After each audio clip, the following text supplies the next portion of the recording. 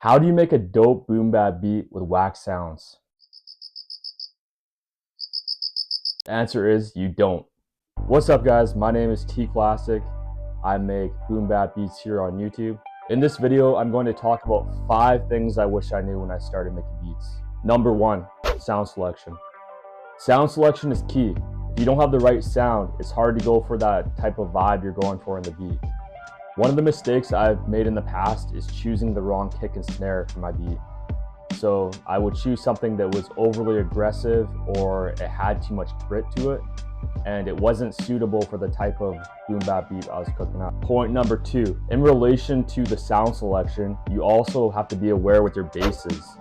When you choose an 808 or you choose a bass, you don't want to have it too distorted, because you'll find that the distortion works with certain tracks, but when you have basses that are overpowering and it's clashing with a bunch of other sounds, it's going to take away from the listener experience. And also, when you have someone rap over that beat, there's not going to be any space for them to flow over. So you have to be aware that all these sounds are going to end up impacting the frequencies, and you don't want any clashing. Number 3, music theory. So when I first started making beats, I would tend to stay in one scale. So in my DAW, I would stay to like C minor, C natural minor, and I'd always stick to that one scale. But once you start to understand music theory, you understand that you don't have to stick to one scale. And the thing is, when you do stick to that one scale, you're gonna find that your chord progressions are not only gonna sound repetitive and just really robotic, but you don't have to stick to this scale, and it just expands your horizon. You realize that, you know, your music can it can evoke a lot more emotion than when you stick to one scale. Number 4, song structure. So with song structure, you're gonna find that every single genre tends to have a different structure. This could be in the way that the order of the verse, when the verse comes in.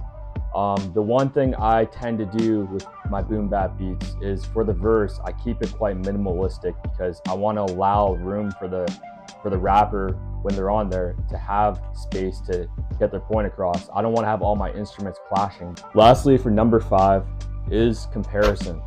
So I found that when I first started making beats, I would get too much in my head, and I would compare my stuff to the other people making beats on YouTube. And the thing is, like, you don't know how long someone's been doing this. Someone could they could have just started posting videos, but for all you know, they could have been making beats for like 20 years. So with that being said, compare your stuff to other people's music out there, but also don't become so in your head that that you get discouraged from making music, because music is subjective. Like, someone might hear a beat they hear on YouTube and be like, this shit's so whack, but for other people out there, they may be like, this is a banger. And with that being said, like, you don't want to be discouraged, because when you stop making music, I found personally that when I'm not constantly creating, then I struggle to get my sound sounding how I'd like it.